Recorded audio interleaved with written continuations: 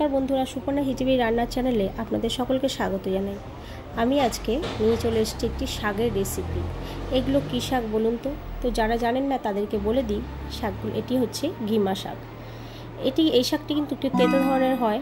তো যারা তেতোর ভয়ে এই শাকটি খান না, অ্যাভয়েড করেন, তো তাদেরকে বলি এই শাকটিতে যদি আপনারা একটু নুন মাখিয়ে এর জলটা ফেলে দিয়ে রান্না করেন তাহলে দেখবেন অতটাও তেতো লাগছে না।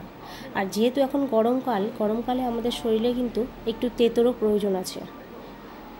তো এই শাকটি আপনারা কীভাবে রান্না করবেন আমি বলে দিচ্ছি। এভাবে করবেন, তেতোটা দেখবেন কম লাগবে।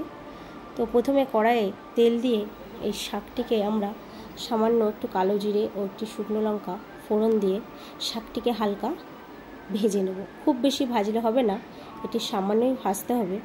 তারপর একটু ভাজা হয়ে এলে এর মধ্যে নুন ও হলুদ অবশ্যই পরিমাণ মতো দিয়ে দিতে হবে।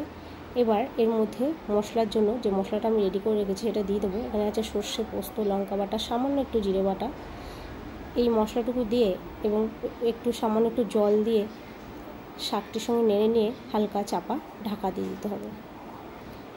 তো দেখুন আমার শাকটি একদম রেডি। এই শুকনো অবস্থায় নামিয়ে নিতে হবে।